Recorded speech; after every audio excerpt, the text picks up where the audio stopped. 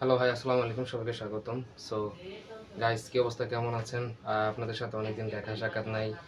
সবাইকে অনেক অনেক মিস করছি। সো একটু লম্বা গ্যাপ হয়ে গেছে। সো আজকের ভিডিওটা মূলত আমরা আলোচনা করব লাইফে আমরা যাদেরকে ফলো করি তারা কি আসলে ফলো হওয়া যোগ্য কিনা। সো কথাটা আসলে আজকে অনেকের বা আমার ভিডিওটা যদি অনেকের কাছে পৌঁছায় যায়, সো তারা কিভাবে নেক না নেক, আমি আমার পার্সোনালভাবে যেটা মনে করি যে আসলে এটা উচিত না, সেটা কিন্তু আপনাদেরকে বলতেছি। সো বর্তমান সোশ্যাল মিডিয়ার যুগে কিছু কিছু মানুষ রয়েছে, সেটা হচ্ছে যাদেরকে আমরা ইনফ্লুয়েন্সার বলি। ইনফ্লুয়েন্স থেকে ইনফ্লুয়েন্সার। সো ইনফ্লুয়েন্সার হচ্ছে মানুষের জীবনে প্রভাব বিস্তারকারী, মানে প্রভাব থেকে প্রভাব বিস্তারকারী। সো যেই ইনফ্লুয়েন্সার আপনাকে জীবনে উন্নতি করার জন্য অনেক বেশি আগ্রহী করবে, আপনাকে ভালো একটা কাজ করার জন্য উৎসাহ দিবে, আপনাকে একটা খারাপ কাজ থেকে দূরে সরায় নিয়ে আসবে, তাকেও আপনি ফলো করুন দয়া করে। এমন কোনো ইনফ্লুয়েন্সারকে ফলো করার দরকার নাই যে হচ্ছে আপনাকে ধর্মের পথ থেকে নষ্ট করবে, যে আপনাকে ভালো থেকে আর খারাপের দিকে নিয়ে যায়। সাপোজ কথার কথা, আমরা যারা মুসলমান ধর্মতে বিলং করি বা অন্যান্য ধর্মের প্রতি সম্মান রেখে কথাটা বলতে চাই, যে ইনফ্লুয়েন্সার নারীর পর্দাকে নষ্ট করার জন্য বলে, নারী অধিকারের নাম করে, তাকে আমাদেরকে ফলো করার দরকার নেই।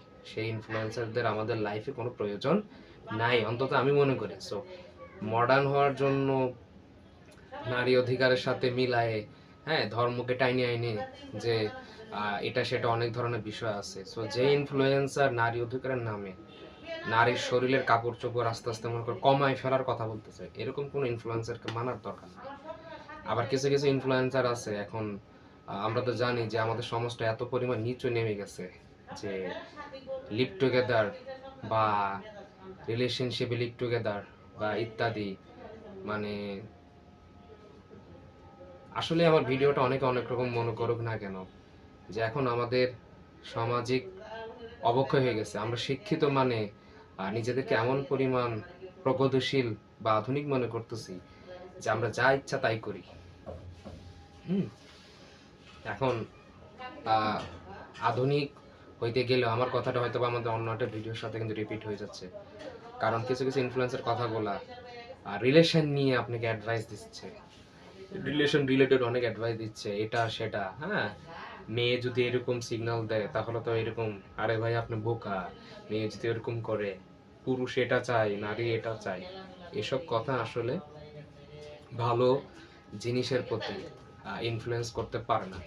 যে আপনাকে একটা ভালো উপদেশ দিতে পারে যে অনলাইনে কিছু করেন, অনলাইনে কিছু করার চেষ্টা করেন, বা চাকরির ক্ষেত্রে কিভাবে পদোন্নতি করা যায়, নিজের ইংলিশটাকে কিভাবে ডেভেলপ করা যায়, একজন মানুষের সাথে কিভাবে কথা বলতে হয়, সবার সামনে কিভাবে কথা বলতে হয়, এইসব ভিডিও যদি আপনার লাইফে কাজে লাগে, আমার মনে হয় এইরকম ভিডিওটা বানানো উচিত।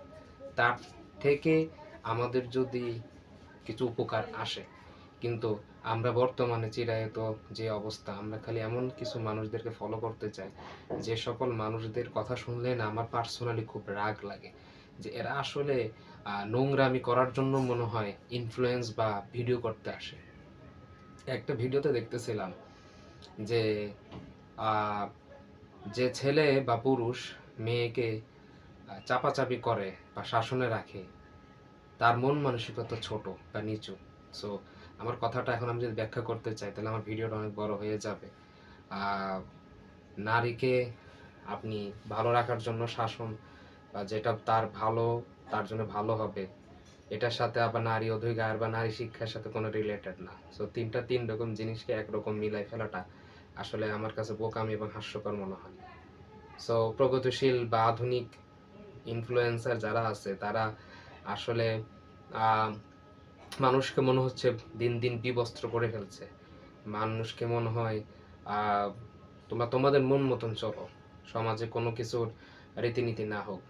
এসব কারণে কিন্তু নারী নির্যাতন বেশি হচ্ছে, এসব কারণে কিন্তু ধর্ষণের মতন ঘটনা বেশি হচ্ছে, এবং এসব কারণে কিন্তু নোংরামি দিন দিন বাড়তেছে। আমাদের দেশে এখন বর্তমানে মেয়েরা যে পরিমাণে ধূমপানের প্রতি আসক্ত, ওপেনে করতেছে, আজকে থেকে 10টা বছর, 20টা বছর, 30টা বছর আগে কি কল্পনা করা যেত? কল্পনা করা যেত না। চোখের লজ্জাটা মানুষের নষ্ট হয়ে গেছে। আজকে থেকে পার্ক তৈরি করা হচ্ছে মানুষের একটু স্বাস্থ্য ভালো রাখার জন্য হাঁটার জায়গা, সেটা হয়ে যাচ্ছে প্রেমিক প্রেমিকা যুগলের গোপন দেখা করার জায়গা। সো ইনস্টাগ্রাম ফেসবুক বা ইউটিউবে ঢুকলে এমন ভিডিও চোখের সামনে আসে, যেসব ভিডিও দেখলে কিন্তু নিজের মনটা নড়ে যায় যে আমিও করতে মন চাই বা আমিও তো করতে পারি, আমি কেন করতেছি না।